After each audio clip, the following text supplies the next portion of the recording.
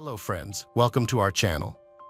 Today we're going to take a look at another horrible case with you, the case of Ekaterina Bauman. Ekaterina Bulgova was born on May 13, 1989 in Leningrad, a city that would later be renamed St. Petersburg.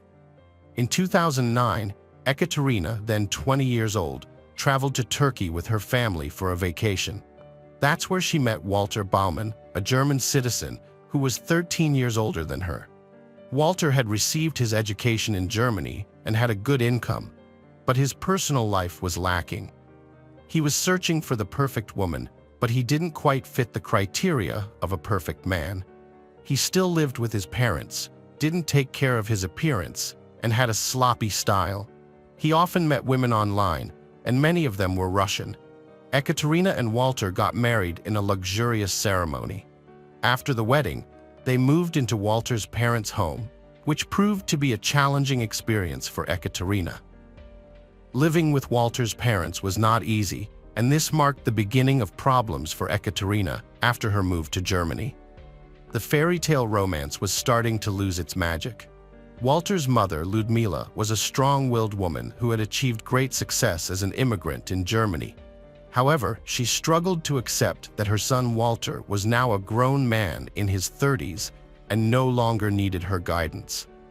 Ekaterina, Walter's wife, tried her best to please Ludmila, but Ludmila continued to interfere in their marriage and criticize Ekaterina.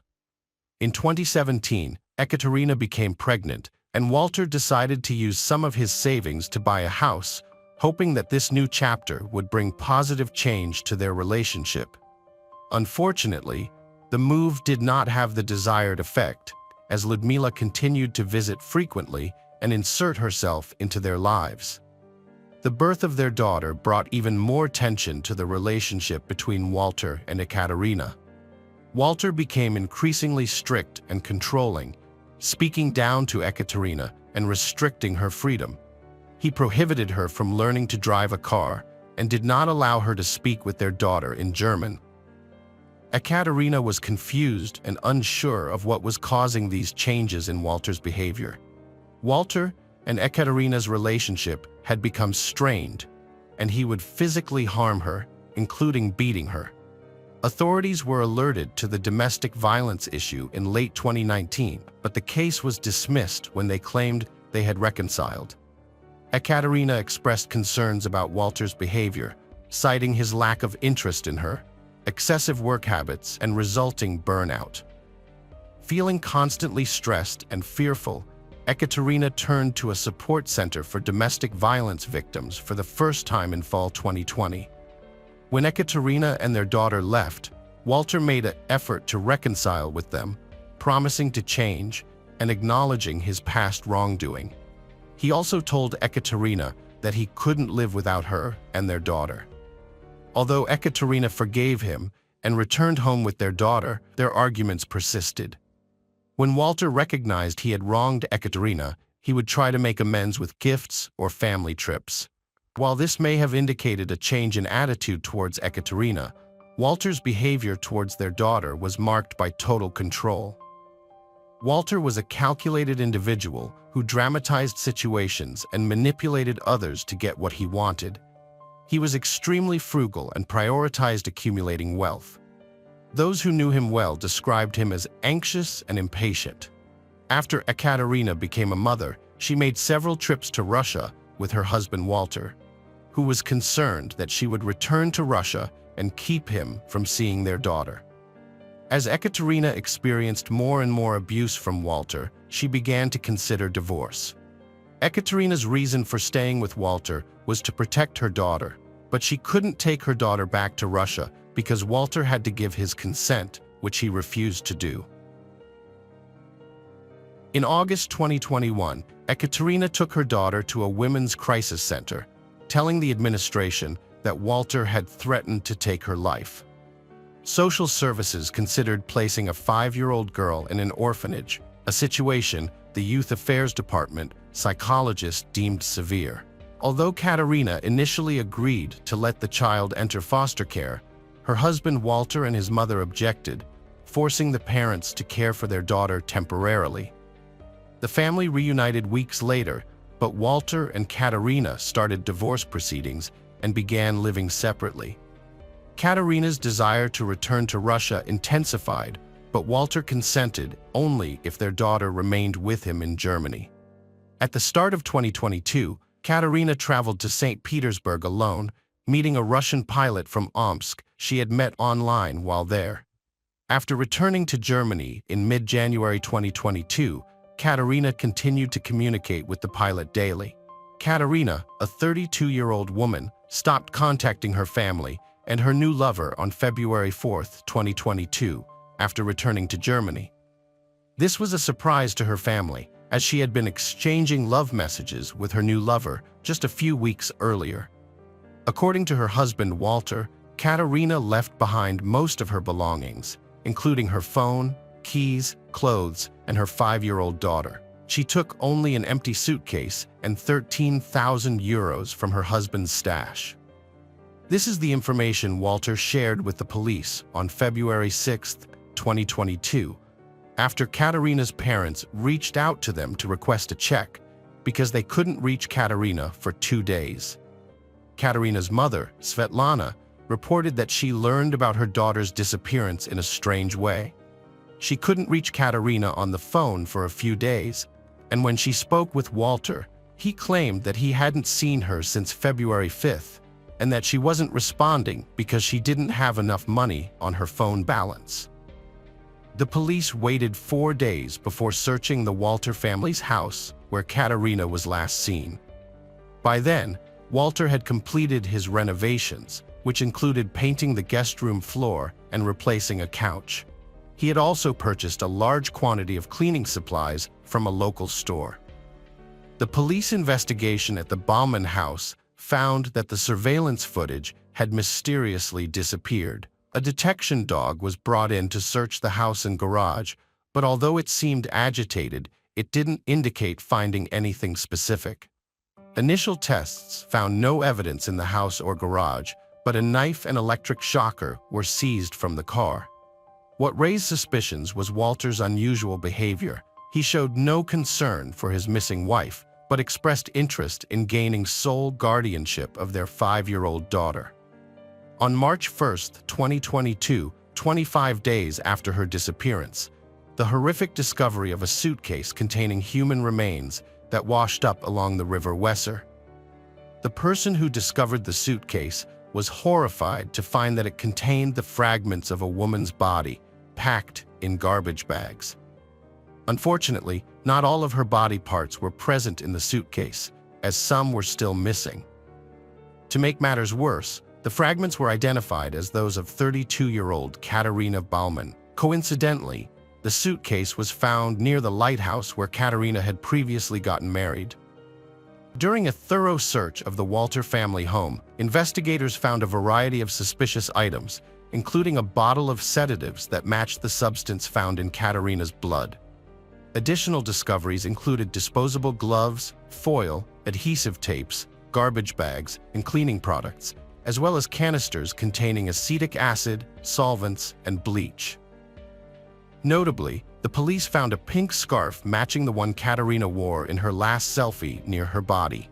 They also discovered a set of suitcase keys and other incriminating items in the garage and shed. Furthermore, the investigation revealed that most of Katerina's personal belongings were absent, with her clothes thrown away and her wedding photo hidden behind the piano. One key piece of evidence turned up at the workplace of Ludmila Baumann, Walter's mother. The white jacket Katerina wore in her last selfie was found in a trash container. Katerina's phone was last connected to the network at 7:41 p.m. Later that evening, she made a video call to her new lover from her computer at 8:25 p.m., saying she would call him again after putting her child to bed. However, she never made that call, and her phone remained silent for the rest of the evening. 2 hours after her video call, her lover sent her a goodnight message, which she never read. A forensic examination revealed that Katerina died 2 hours after dinner, based on the analysis of her stomach contents. The examination also found strong sedatives and alcohol in her blood, and her hyoid bone was broken, indicating that she was strangled. The examination further showed that her body was mutilated using very sharp tools. The next morning, Walter briefly opened his car door at 7:22 a.m., and the car was driven off at 10:20 a.m., returning at 4:49 p.m. 3 days later, Walter called Katerina's phone, likely to create the illusion that she had run away. He also sent her messages asking where she was in an attempt to maintain this illusion. Walter and his mother had a habit of chatting intensely through WhatsApp daily, but after February 4th, they suddenly stopped communicating, which was unusual for them. In the middle of February, Walter took his car to auto service and asked an employee to thoroughly clean the interior from top to bottom. This incident was later cited as evidence in a trial that began on August 26, 2022. The prosecutor argued that Walter had planned and executed the murder of his wife, Katerina, by slipping sedatives into her drink and then strangling her while she was asleep. Walter's motive was to avoid losing guardianship and potential financial losses in the event of a divorce. He had taken steps to prepare for Katerina's body disposal. Police found blood in the garage. Traces of her blood were also found on the carpet in the trunk of his car. Walter's phone and computer were seized by the police. He made several suspicious search queries, including how to avoid punishment for taking someone's life, dissolving human flesh with acid, and accessing other people's WhatsApp chats. He also searched for ways to die from sedatives and how to avoid conviction in Germany. Walter made around 500 search queries between December 2021 and February 2022, suggesting he planned the crime. On the day his wife disappeared, he searched for electric shocker twice. Forensic experts found evidence of electrocution on Katerina's body, suggesting Walter used a shocker to check if she was alive. In court, Walter wore his wedding ring and referred to himself as a widower. He remained silent, plugging his ears during testimonies, but showed emotion when his mother was called as a witness, crying and seeking her help with a prayer-like gesture. He had written to her asking for help, and she seemed willing to assist her son. Ludmila Baumann made a shocking statement, claiming she took Katerina's life, not her son. She visited her son's house at night to care for her granddaughter and found Katerina asleep on the couch. After a fight that started when Katerina hit her, Ludmila choked Katerina. She also admitted to performing certain actions with Katerina's body. It's possible Ludmila was motivated by her love for her son and took the blame for him.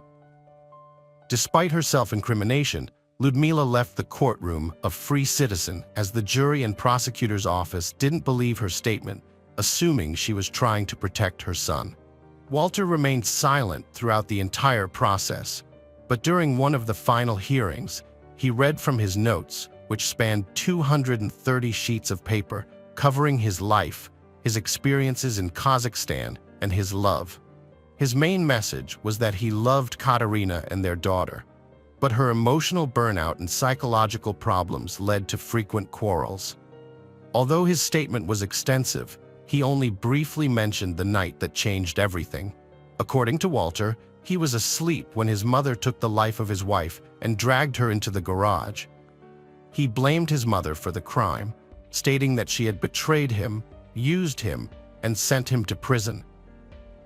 Addressing the judge, Walter said that his daughter had already lost her mother and should not lose her father as well.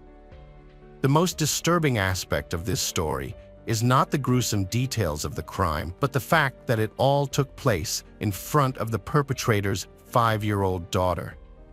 The Russian grandmother is currently barred from contacting her granddaughter, who has been placed with a German foster family. The daughter was present at home with her father when the crime occurred, and as a result, she has developed a psychotraumatic condition. She often mutters to herself, gesturing to her head and arms, indicating that she witnessed the traumatic event. According to her mother, Svetlana, the child is now living in a facility for traumatized children under a new name to protect her from the truth about her family.